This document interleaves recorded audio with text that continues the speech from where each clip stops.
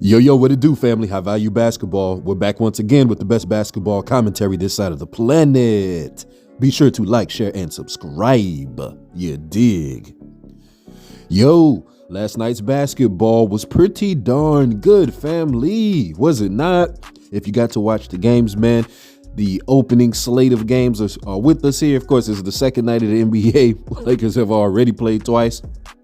But regardless of such, we are watching some very, very good basketball. We had two games last night with the Battle of LA with the Clippers and the Lakers, and of course the Bucks and the 76ers, man. And just some quick takeaways from both games. Let's talk about the East Coast game first. That was a beautiful, fun to watch game, man. That was terrific. They were going back and forth the whole game, man. Everybody was looking in rare form. If I'm remembering correctly, when I watched season opening last year in the first week or two of basketball, it was looking ugly. Everybody was rusty. The pace of the game was a little slow. I don't know what it was, but this year, everybody's ready to go, man. People are running and gunning, man. People are looking like it's mid-season out here, and I'm loving every ounce of it. And some of the biggest things, though, of course, coming from the Milwaukee game, man. Milwaukee did come out with the win, just a 2-point win. And I got to say, man, of course, it's stupid early in the season, but James Harden does look good. He does. He's looking like he's back to his old self for what it's worth. He has lost a tiny little bit of a step. I will say a tiny little bit of a step, but his shooting, and most importantly, his execution down the stretch. That was some good stuff to watch, James. I appreciate your contributions and your efforts last night. You didn't get all lemon booty. You didn't get all scared at the moment. And you were the main reason why they actually had an opportunity to win at the end. The James Harden put up 31 points, 13 to 24 shooting. Now, he was only 1 of 7 from 3. That'll come back. But the big thing was he played 40 minutes. He played some big minutes, yo. And I thought that was a good sign because he actually has the energy and the stamina to keep running up and down the court. And that's something to watch for because he's always out of shape. Now, Joel Embiid, he was a travesty, man. He was 6 of 21. Brook Lopez was giving that man fits. Embiid just wasn't with it. He was not in the right, mindset, or he just wasn't in his groove. Looks like he's still learning how to play with James Harden. Now, it shouldn't be that much of a transition for him because he's used to ball-dominant guards. So playing with Harden really shouldn't be that much of a thing, but it does look like he's a little bit in his head. He's falling all down the court and stuff, man, and missing bunnies and stuff. So hopefully he'll get himself together, but he was the reason why they lost if we're going to put it on anybody. He was 6 of 21. 6 of 21. If he goes 8 of 21, they win the game. So the 76ers actually do look fairly good, man. Shout out to James Harden with the comeback form. Hopefully he will continue in that same direction. Milwaukee, we already know, man, they are the Bucks. They look like the Bucks. And I was not even thinking that Chris Middleton wasn't going to play.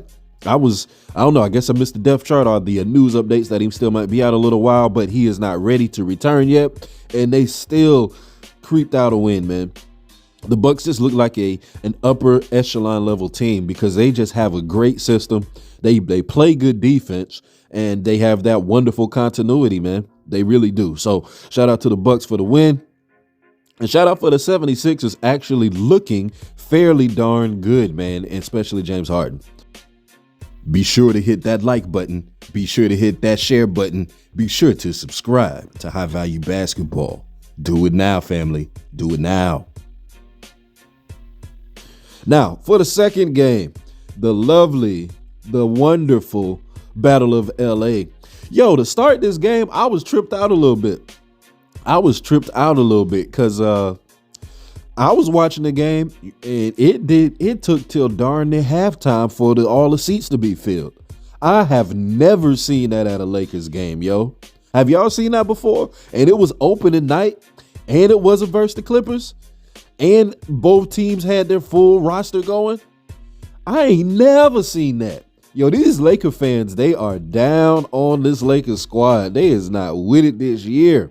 It definitely seems like Lakers fans have thrown in the towel and they are just watching this season out of the sake of formality because they already know there are no championship aspirations with this squad.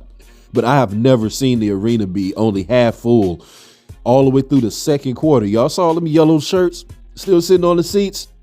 That's wild, man. Lakers fans are in protest, man. Silent protest. That's crazy. But biggest takeaway from this is the Lakers don't look like trash. They really don't, y'all. They really don't. They actually look like a playoff potential or playoff caliber team. No championship expectations, but they should be more improved from last year. At minimum, make the play-in because, I mean, they look very competent. They really, really do. They just got to get that ish together, man. It's with a typical LeBron team. So heavy at the top, where the players at the bottom, the ones who are catching all the passes for all the free shots and everything else, they don't make them because they're not that good of players. But hey, it is what it is. Shout out to Lonnie Walker out there, man. He was the only other dude out there with some major juice. He had like 22 points, I believe. He had 26. That man put up 26 points. So he had more points than LeBron. Anthony Davis had 25. He was looking good. We have folks already jumping down his back by injury stuff because he put a heat pack on his back and stepped off the court a couple minutes. But we see he did finish the game and he finished it strong. And yeah, man, same thing though. Folks be out here like LeBron's the GOAT, LeBron's the GOAT. He's not the GOAT, man. Lakers were down 4 points with 3 minutes left. I'm going to say that again. They were down 4 points with 3 minutes left. And they had the ball, and it was in LeBron's hands. And what did he start doing? He started playing patty cake, hot potato with the ball, like he always does. They got into that crunch time moment. LeBron goes passing the ball everywhere around the court except to the rim, goes shying away and hiding off in the corner, and is leaving his teammates who have been cold all night long. Lakers were like 2 for 44 at the three-point line. They was cold all night long, have not been reliable all night long. But when it gets down to crunch time moments, that's when LeBron passes to them the absolute most. And I'm not saying that to just ride on LeBron. That's actually what happened. The man could have took the game over with 4 minutes left, 3 minutes left, down 4 points. And instead of saying, hey, I'm LeBron James, which he likes to say and do in the early parts of the game where he's all pumping his chest and flexing and all of that other crap, he comes right down to the court on the back end of the game and basically just throws it away because he likes to throw it to all of these lesser players. Not getting the pass on that. So same issues with LeBron are what they are, but the team as a whole does look better. And for the sake of giving this team some credit, man, they could have won if Russell Westbrook was not a complete travesty. The man missed every field goal he had. He only had 2 points because of some free throws. He missed a bunch of layups. They were hard to score layups, but they were Russell Westbrook style layups where he's running to the rim. He's, gets past the defender and, all he got to do is finish, and he didn't.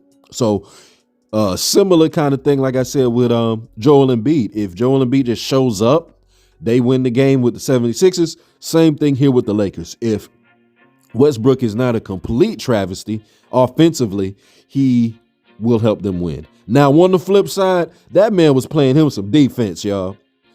People been talking mad trash about Russell Westbrook's defense. I've never thought he was a bad defender. Of course, he's not an elite defender, nothing like that. But I always remember highlights of Russell Westbrook getting steals in clutch time, getting a block or something in a very opportune moment of the game. I always remember him doing that. And he was doing that last night. Dude was getting a lot of good steals, interrupting passes during the lane.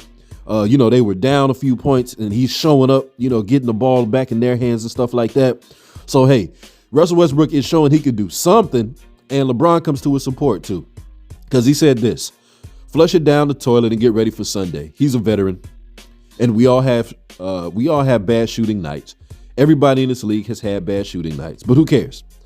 I thought he played a great game defensively. He was locked in. He pushed the tempo. He didn't make any shots, and that's okay. He had 5 steals, 2 back-to-backs in critical time, and he just didn't make any shots. That's fine. Flush it down the toilet. See, even LeBron came to the man's defense, man. I know we about to microscope this whole team and every other game saying, oh, do they want him off the team, yada, yada, yada. But for as much as this soundbite is concerned, everything is okay in Lakers land. LeBron seems like he's okay with the situation, and he should be because he kept passing the ball to them chumps. Anywho, high value basketball. Be sure to like, share, and subscribe. Peace.